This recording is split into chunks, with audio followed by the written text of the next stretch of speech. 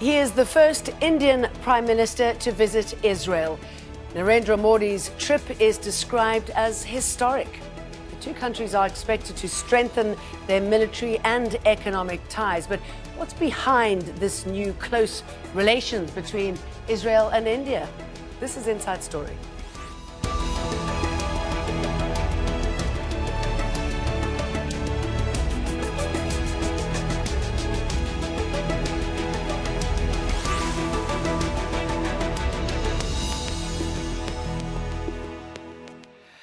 Hello, welcome to the program. I'm Jane Dutton.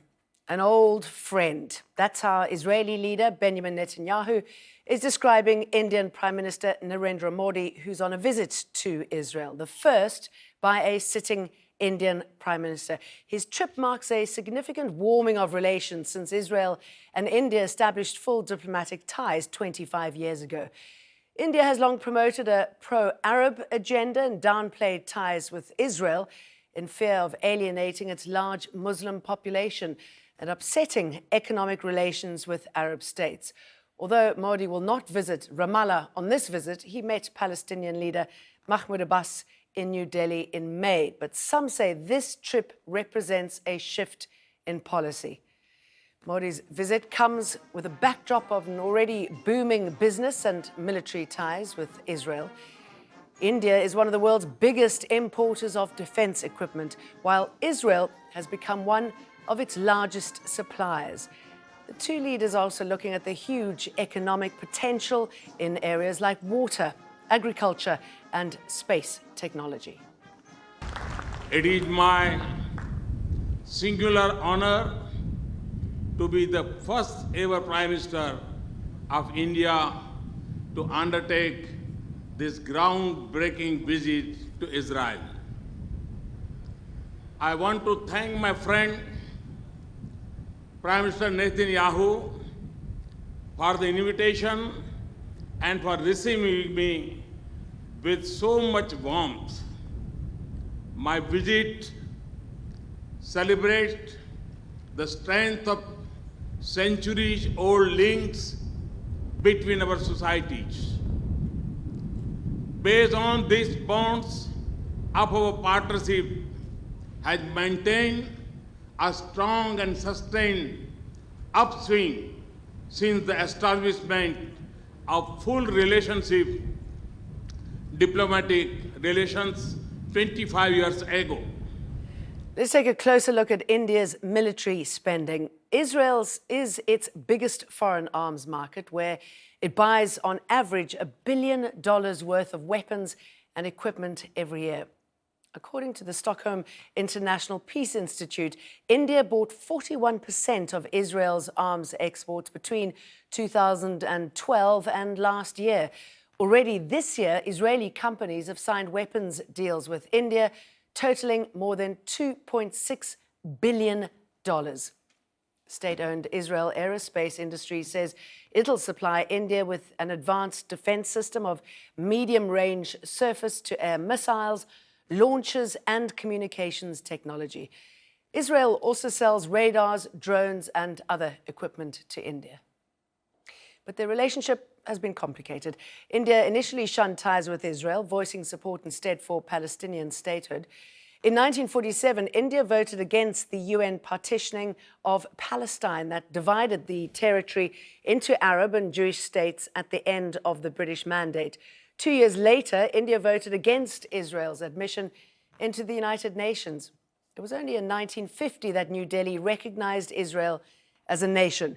But it would take decades before India established diplomatic ties in 1992 after the end of the Soviet Union and began its military cooperation.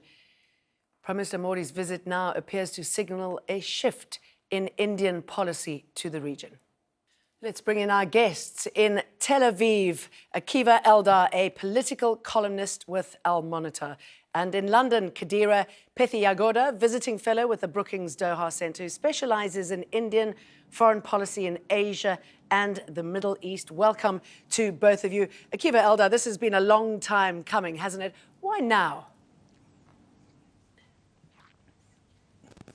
to celebrate the 25th anniversary of the establishment of full diplomatic relations between Israel and India. And this is a good reason to celebrate and to welcome for the first time the Indian Prime Minister, and also maybe to sign some extra, as you mentioned before, some extra unprecedented deals, arms deals between Israel and India. This is always this good time to sell arms, isn't it?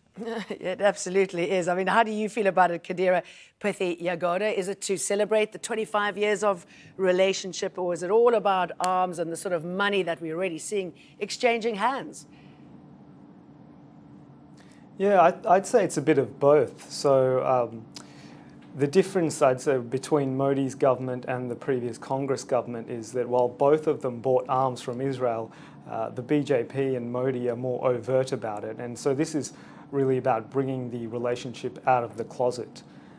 In terms of actual policy, I think the main drivers for the visit are security interests, all the arms deals that you were discussing, but also things like the United States relationship, which India prioritizes as well, and Washington prefers Israel, which is diversifying its strategic relationships, to do so with partners like India, which it doesn't see as a threat.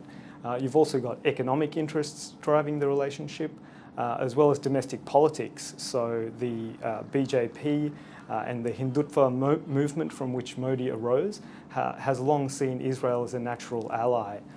So it's not a tenuous relationship. I mean, for example, if Congress were to come into power again, do you think that this is likely to change? Will it be dealt with in a relationship personal basis, or will it be state by state? I think personally, definitely there's some rapport between Netanyahu and Modi. They're both very nationalistic. They both see their two countries as representing great civilizations, ancient civilizations that have suffered persecution over history, and they see themselves as on the verge of a course correction.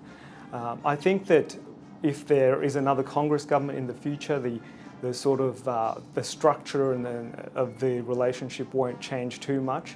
The arms deals will still continue, but I think overtly in terms of a lot of the fanfare, it would be much less than it is under the BJP. Akiva, I should imagine that Israel is seeing this as a long-term relationship, long-term sustainable deals, because there's been a long relationship, particularly between the BJP and the Israeli leadership, hasn't there?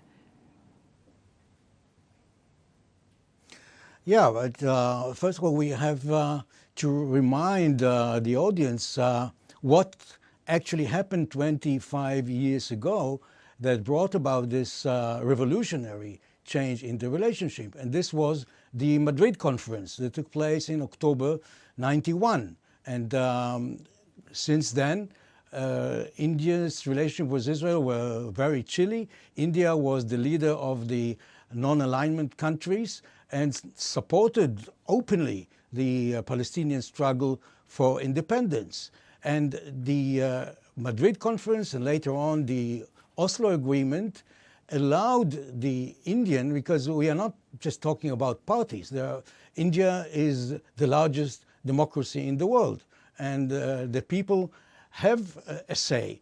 And the Israeli willingness, it looked like it was a genuine willingness to negotiate with the Palestinian. Actually, Netanyahu led the Israeli, as deputy foreign minister, the Israeli delegation to Madrid that met for the first time with the Palestinian, the Syrian, and other Arab countries.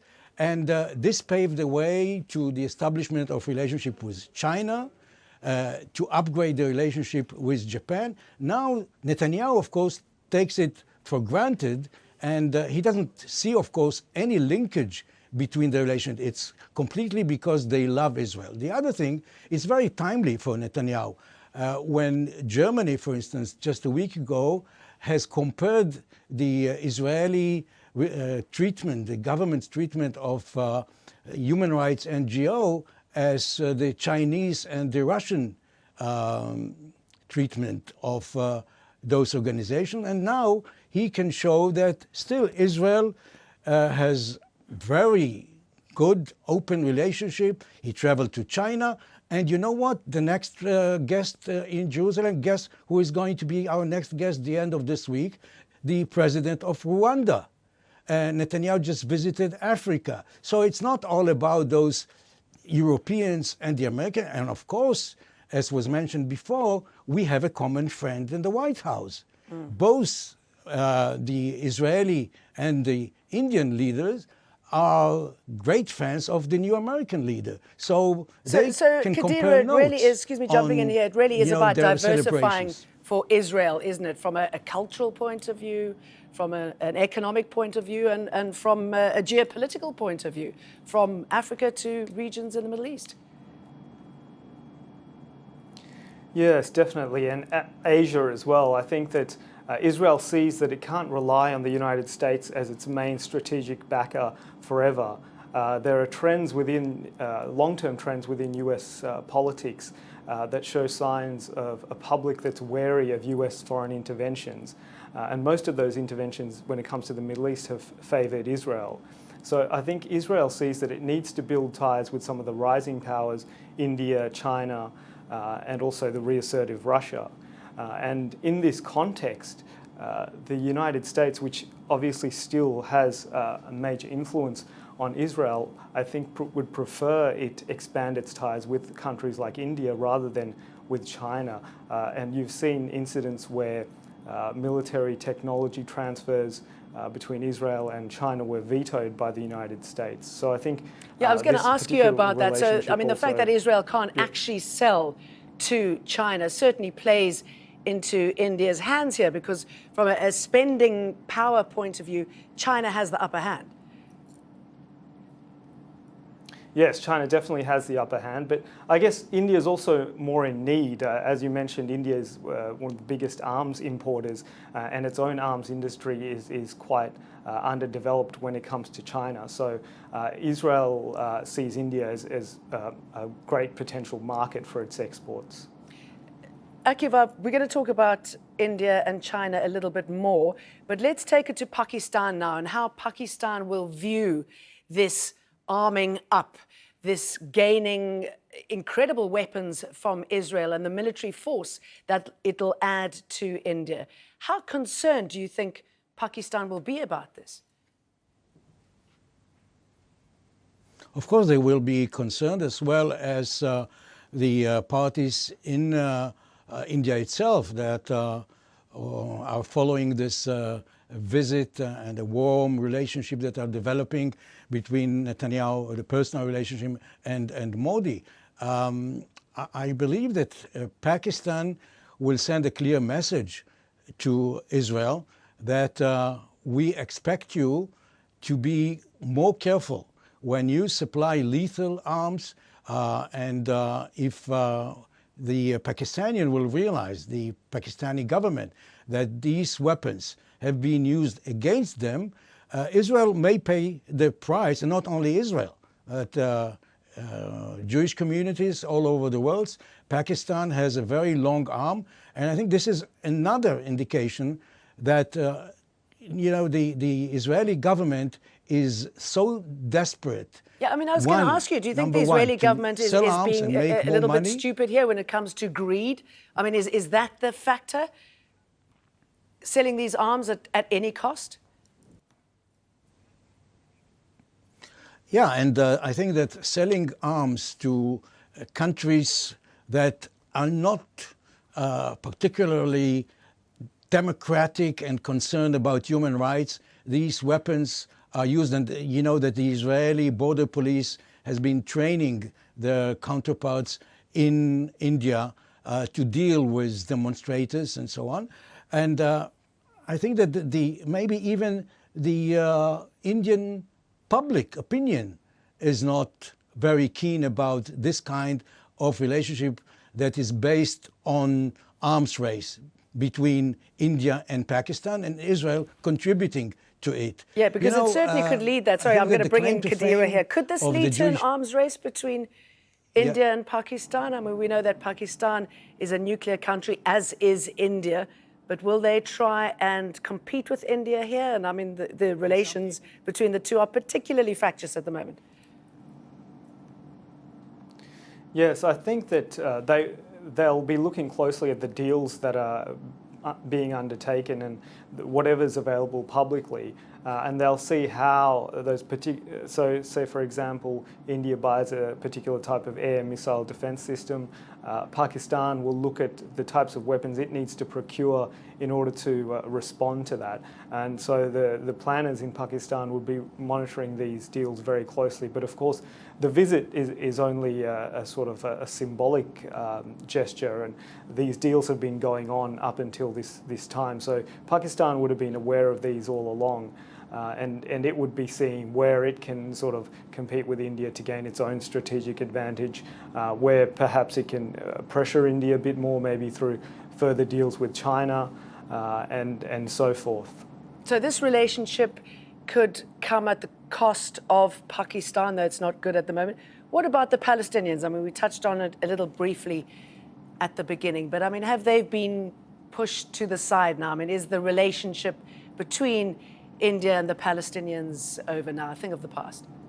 Yeah, I think the relationship with the Palestinians, there's a long history there. You know, India is symbolized as a leader in the third world in terms of its anti-colonial struggle, and alongside that ideology, it's supported the Palestinian cause right from the start.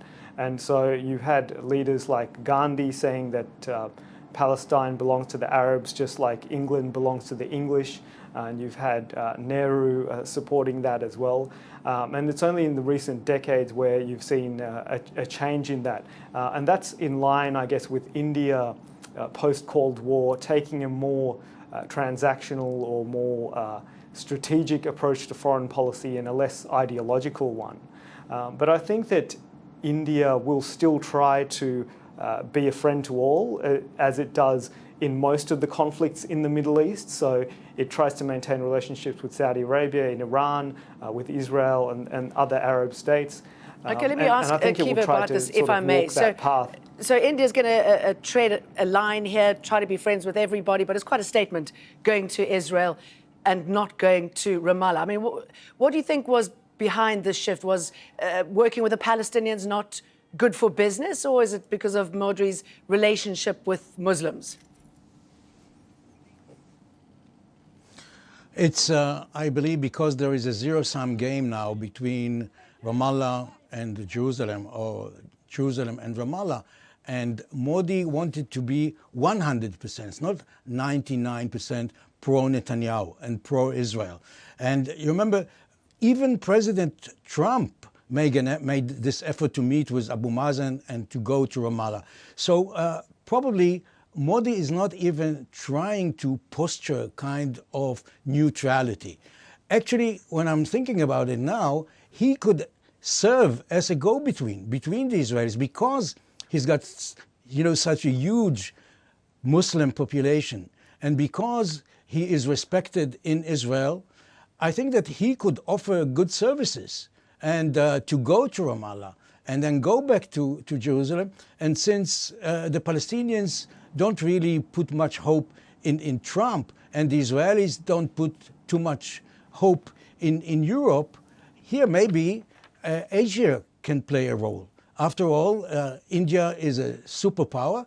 You mentioned that Pakistan and India have something in common when it comes to nuclear power, but Israel and India have something in common, that they are both, according, of course, to foreign sources, when I speak as an Israeli, Israel is also a member of this club, which is not a real full membership, but as we say, Israel, they can also compare notes when it comes to the nuclear power.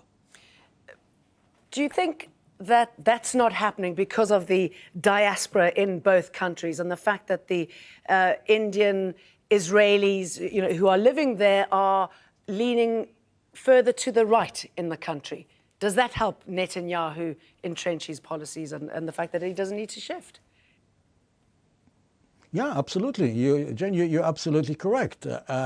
If Modi as a very smart, experienced politician, very successful politician, if he was convinced that going to Ramallah and shaking hands with Abu Mazen can contribute to his popularity, that people are going to like it home, I'm sure that he would make the extra mile. Actually, it's not more than a few miles from Jerusalem to Ramallah, and I'm sure that Netanyahu would have provided him a helicopter and let him take it home with him.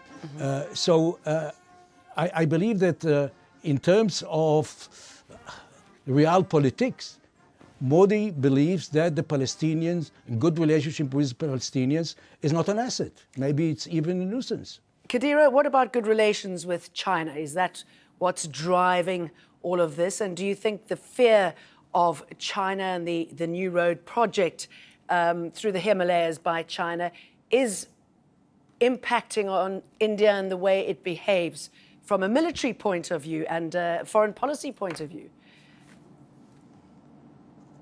I'd definitely say India's overarching foreign policy is impacted by China and the Belt and Road Initiative. India sees China as arguably its greatest foreign threat. India's nuclear program was, you could say, more designed to defend against China than against Pakistan.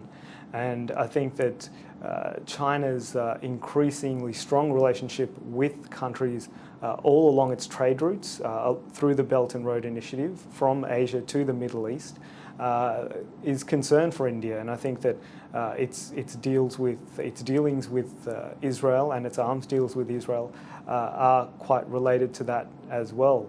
But as I said, China is also building its ties with Israel, and I think that the Israelis are very shrewd, and they would see that they need to maintain their ties with China and not antagonize China either in terms of building their relationships with India. But just if I can just go back to some of the domestic politics that you mentioned with regard to the Palestinians. I think that it's also important to note that Modi's visit was hyped up last year, and then it was delayed a bit. And it actually happened after these significant elections that occurred in India, in the state of Uttar Pradesh, for example, where the BJP needed the Muslim vote in order to win. So I think that Modi is still mindful of some of the not necessarily in order to win, but definitely helped it along. So I think Modi is quite mindful of the domestic politics and the Indian Muslims and how they view Israel. Okay, let me bring Akiva Palestine. quickly because we're running out of time. And his role in those riots, I mean, has it stained his relationship with countries like Israel? I mean, it appears that it hasn't, but are there conversations behind closed doors in order for this sort of behavior not to happen again? Yeah, I think that this is an opportunity for Netanyahu and Modi to make sure that they have an open line. For Netanyahu, it's very important to show that his policy towards the Palestinian is not causing the isolation of Israel. So he needs Modi.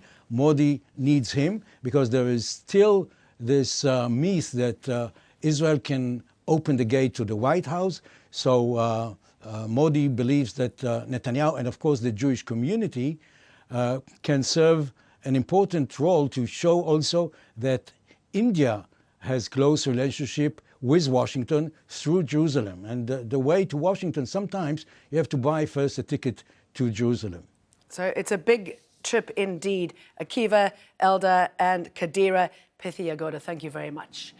And thank you too for watching. You can see the program again anytime by visiting our website, aljazeera.com. For further discussion, go to our Facebook page. That's facebook.com/AJ Inside Story. You can also join the conversation on Twitter. Our handle is @AJ Inside Story. Mine is @Jane Dutton. For me and the rest of the team, thanks for watching. Goodbye for now.